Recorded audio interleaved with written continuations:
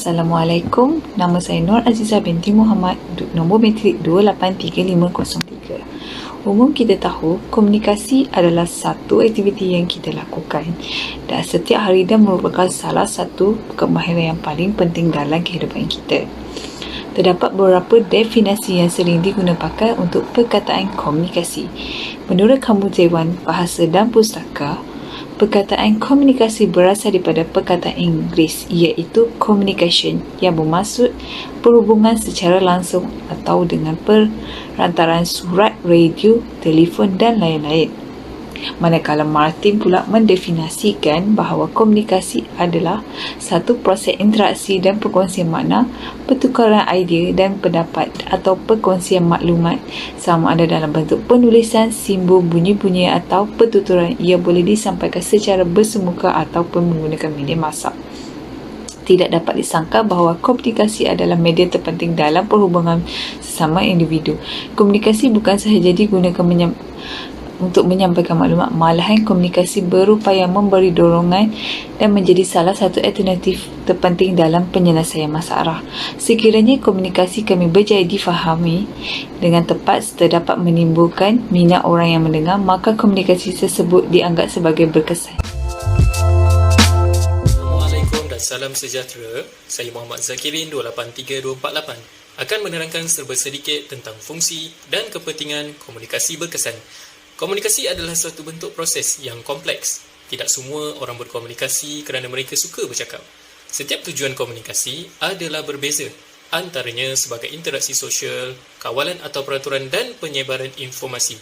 Tujuan-tujuan inilah yang dipanggil sebagai fungsi komunikasi. Pertama, interaksi sosial. Fungsi ini digunakan untuk berinteraksi dan bersosial dengan orang lain. Melalui fungsi ini, hubungan yang lebih kukuh dapat dibina serta menguatkan lagi ikatan hubungan sedia ada. Ia juga digunakan untuk menyatakan kemahuan, kehendak, keputusan dan matlamat. Misalnya, menjemput rakan sekerja untuk menghadiri majlis rumah terbuka. Seterusnya adalah kawalan dan peraturan, iaitu untuk mengawal dan mempengaruhi tingkah laku manusia. Bukan sahaja untuk mereka patuh kepada permintaan yang kecil, ia juga termasuk untuk mengawal manusia mematuhi undang-undang negara. Melalui komunikasi, kawalan ke atas sikap dan tingkah laku orang lain dapat dikekalkan.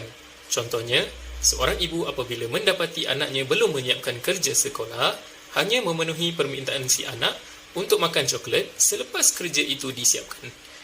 Yang terakhir pula adalah penyebaran informasi. Fakta, informasi dan pengetahuan adalah perkara yang boleh disebarkan. Dalam sesebuah organisasi, maklumat dikongsi untuk membimbing orang lain tentang proses dan prosedur yang diperlukan untuk memastikan operasi berjalan dengan lancar dan efisien. Komunikasi membantu kita untuk memahami orang sekeliling, termasuk diri kita sendiri. Kepentingan komunikasi berkesan. Secara mudah, komunikasi berkesan bermaksud mempunyai keupayaan untuk mendengar dengan penuh perhatian dan menyampaikan maklumat dengan cekap. Terdapat banyak kepentingan komunikasi berkesan yang sebenarnya memberi impak yang berbeza-beza, terutama dalam kehidupan seharian dan organisasi. Pertama, mengurangkan konflik dalam kehidupan seharian. Komunikasi berkesan kadang-kadang mampu menjadi penyelamat sesebuah hubungan. Bagi sesebuah organisasi pula, komunikasi adalah kuncinya. Memandangkan ia adalah tempat orang ramai yang mempunyai perspektif berbeza-beza yang dikumpulkan untuk bekerja bersama. Ia akan memperkasakan pekerja dan mendorong semua ahli organisasi untuk mencapai sasaran yang secara tidak langsung menyumbang kepada pertumbuhan syarikat. Seterusnya adalah membina kefahaman dengan pendengar.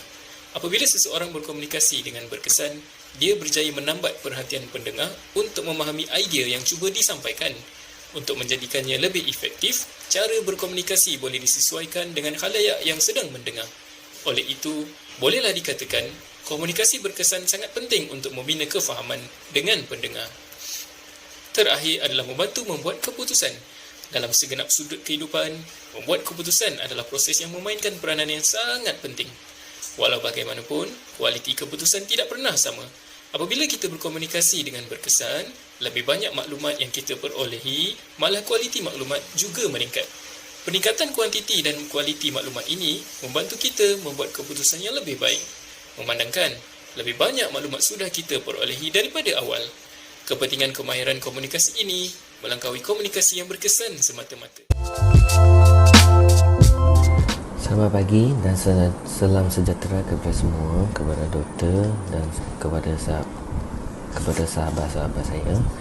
So, sekarang saya akan membincangkan tentang satu konsep komunikasi strategik. So, komunikasi strategik sangat penting dan memerlukan lensa baharu untuk lebih mengenali dan memperdalamkan ilmu pengetahuan tentang ini.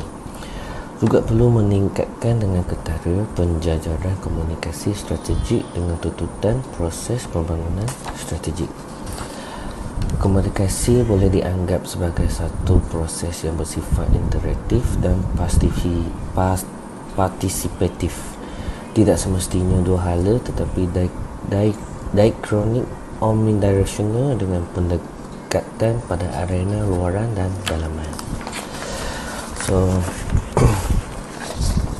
komunikasi merupakan satu bahagian yang penting dalam semua bidang dan tujuan komunikasi kepada konsep komunikasi strategik. Kita harus mempertimbangkan komunikasi sebagai tonggak yang di mana bidang itu yang nak diletakkan. So, untuk teori dan idea komunikasi, teori boleh diwakili oleh pelbagai cara sebagai pemerhati persekitaran seperti yang didakwa. Teori adalah abstraksi, setiap teori adalah separa. Tidak pernah ada persetujuan tentang masuk komunikasi atau berkomunikasi. Dalam bahasa Latin klasik, communicate bermaksud berkongsi dengan seseorang atau untuk berkongsi atau untuk menjadikan boleh diakses secara umum atau untuk membincang bersama dengan ramai orang. So, dalam komunikasi strategi ini dia terdapat 3 kanta berbeza. Salah satunya adalah komunikasi sebagai proses sehala pembinaan. Komunikasi sebagai proses pembinaan dua hala. Komunikasi sebagai proses diachronik omnidirectional pembinaan. So, ada satu lagi pendekatan komunikasi yang terdapatlah, iaitu interaksi. So, interaksi biasanya disempitkan kepada pertimbangan interaksi konkret yang secara literal terlibat dalam perbualan antara satu sama lain. Hai, Assalamualaikum. Nama saya Helizan bin Muhammad Khalid, 283408 akan menerangkan jenis-jenis komunikasi. Maksud komunikasi boleh ditakdirkan sebagai satu proses pemindahan maklumat, perasaan, idea dan fikiran seseorang individu kepada individu atau sekumpulan individu yang lain. Komunikasi interpersonal. Proses komunikasi antara individu, lebih daripada seorang individu, proses komunikasi di antara seseorang dengan seseorang yang lain atau antara manusia.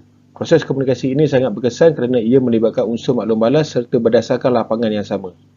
Komunikasi intrapersonal bermaksud kontemplasi, intuitif, pemikiran, meditasi, monolog ataupun bercakap dengan diri sendiri. Ciri-ciri komunikasi berkesan. Apabila sesuatu komunikasi dapat difahami dengan tepat dan jelas, maka komunikasi tersebut dianggap berkesan. Sesuatu komunikasi dianggap berkesan apabila ia dapat menimbulkan minat orang yang mendengar. Sapaan ataupun salam. Apabila seseorang individu atau diri kita sendiri berjumpa dengan orang lain, kita perlulah membuat sapaan atau salam yang akan mewujudkan komunikasi di antara kedua belah pihak. Dengan sapaan dan salam seperti ucapan selamat pagi, Assalamualaikum, hai, dengan saya tidak langsung akan membolehkan kedua belah pihak dapat berkomunikasi. Sikap ikhlas dan jujur dalam diri individu juga akan membentuk komunikasi. Jika diri kita tidak jujur dan ikhlas, maka sesuatu komunikasi mungkin tidak akan terjadi kerana tiada sesiapa yang akan mempercayai seseorang individu jika tidak jujur. Mendengar dengan aktif. Kita perlulah menjadi seorang pendengar yang baik. Bukan setakat itu, kita juga mesti menjadi pendengar yang aktif supaya apa yang telah diterima akan dapat diaplikasikan dalam diri. Mengemukakan soalan yang disukai oleh pihak yang lain. Dengan mengemukakan soalan yang disukai, maka komunikasi ini akan menjadi sesuatu yang lebih menarik. Ia juga akan menjadikan sesuatu perbincangan menjadi lebih bermakna dan kedua-dua pihak yang sedang berkomunikasi akan memahami sesuatu maklumat yang diberi. Senyuman dan memek air muka. Ia juga boleh mewujudkan komunikasi di antara dua pihak. Misalnya dengan memberikan senyuman kepada seseorang akan menunjukkan kita menghormati orang lain dan juga menunjukkan budaya kita. dengan senyuman dan menunjukkan memek air muka terhadap seseorang, orang itu akan memahami sesuatu masalah yang kita hadapi. Assalamualaikum, nama saya Muhammad Khairul Anwar, nombor bateri 28347. Saya berbincangkan cabaran komunikasi berkesan. Pertama, kurang mahir dalam penggunaan media komunikasi. Pengguna bahasa isyarat untuk golongan orang kurang upaya OKU. Kebanyakan peserta kajian mengaku bahawa mereka kurang mahir menggunakan bahasa isyarat kerana mereka tidak pernah mengikuti kursus yang berkaitan bahasa isyarat. Apabila berhadapan dengan bantuan warga asing, komunikasi adalah isu terbesar yang dihadapi oleh pengguna. Cara cabaran ini menyebabkan komunikasi dua hal tidak berjaya dilakukan. Nombor dua, tiada perkebaikan dalam kaedah berkomunikasi. Guru disarankan menyampaikan pengajaran yang menggabungkan pendekatan yang bersesuai dengan konsep komunikasi seluruh pengguna kod tangan, bahasa isyarat serta ejaan jari dan melalui penulisan. Cabaran komunikasi secara berkesan adalah kekurangan alternatif lain dalam kaedah berkomunikasi apabila maklumat ingin disampaikan kepada pihak tertentu. Nombor tiga, kelemahan penerima dalam berkomunikasi. Golongan lebih tua menggunakan berkomunikasi yang menyumbang kepada masalah atau kemarahan dalam kalangan anak dewasa atau generasi muda. Sebagai contoh, pertanyaan yang berulang-ulang tentang kerja tetap kepada penjaga warga emas. Kajian ke atas respon warga emas perempuan yang berumur 65 dan 84 tahun yang mengalami masalah komunikasi dengan anak dewasa atau penjaga. Nombor 4, penggunaan teknologi komunikasi. Tidak dapat dinafikan kelebihan yang terdapat pada media sosial seperti Facebook, Twitter berbanding media cetak atau elektronik kerana keupayaan menyampaikan maklumat yang begitu cepat sampai kepada orang ramai. Kurang ketelitian dan menyebabkan sesuatu maklumat tanpa asal-usul periksa akan menyebabkan kepada suatu pihak.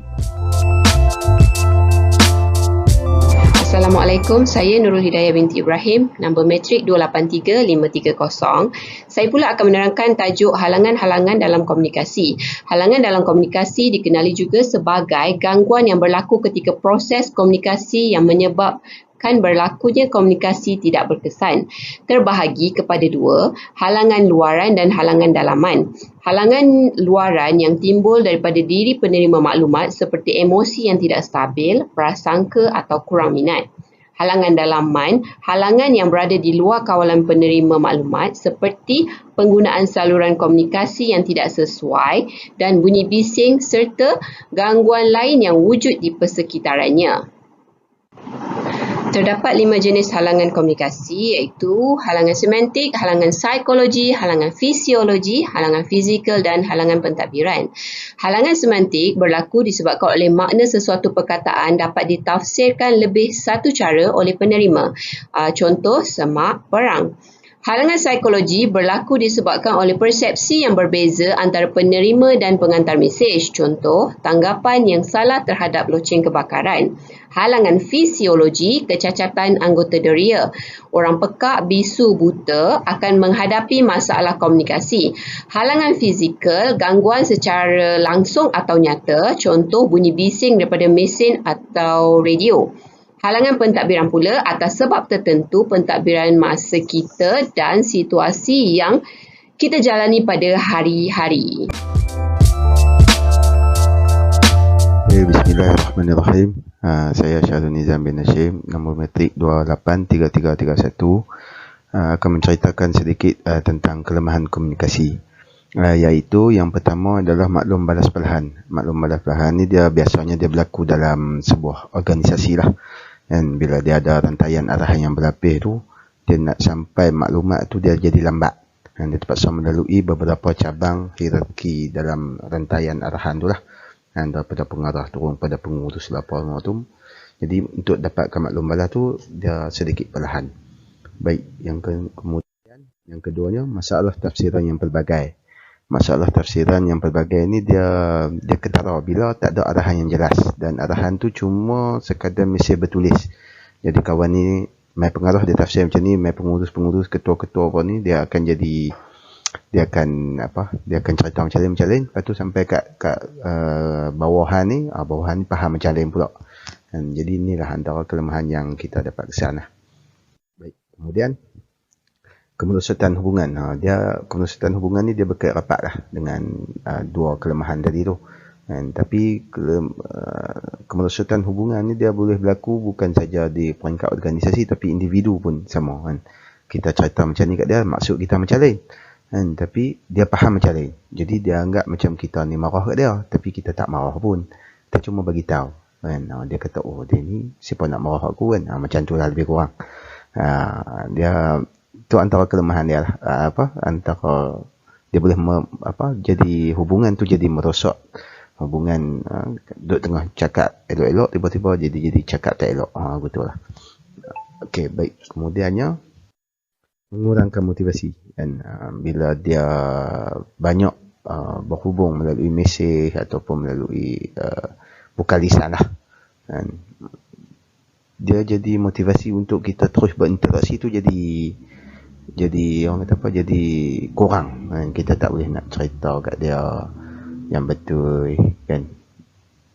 Okey, kemudiannya antara cadangannya adalah sentiasa kita lakukan komunikasi dua hala kan, kerana ianya mampu memaksimumkan penyampaian. Bila kita bersembang tu dia tak faham, dia tanya terus kan. Jadi dia boleh faham, okey baru ni. Kalau dia tak faham sendiri dia akan jadi macam tadi lah, kelemahan-kelemahan dia tu kan. Kita bagi ruang, kita bagi maklumat yang tepat dan jelas. Kalau sebuah organisasi kita amalkan konsep turun padang, maknanya di peringkat atas turun, mai bawah mai tanya apa masalah apa yang ni, supaya benda-benda macam ni dia tak berlaku kelemahan lah, supaya kelemahan tu dapat dikurangkan. Okey, sekian daripada saya. Assalamualaikum warahmatullahi Individu yang berfikiran terbuka juga merupakan seorang komunikator yang baik. Ini bermaksud seorang individu tersebut bersedia dengan fikiran yang rasional untuk menerima dan mendengar sebarang maklumat atau idea yang disampaikan oleh sesiapa atau sumber mana sekalipun. Untuk mengetahui sesuatu komunikasi itu tercapai atau berkesan adalah kita perlu sentiasa mendapatkan maklum balas.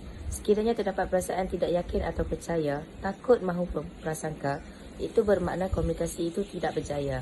Jadi jika terjadinya komunikasi seperti itu, apa yang perlu kita lakukan adalah bukan dengan memperbaiki komunikasi itu, sebaliknya kita perlu menghindarkan terjadinya perasaan yang tidak menyenangkan itu. Justru komunikasi yang efektif perlu diberi perhatian dan diperbaiki segala kelemahan supaya dapat melahirkan individu atau masyarakat yang berilmu dan lebih berkeyakinan.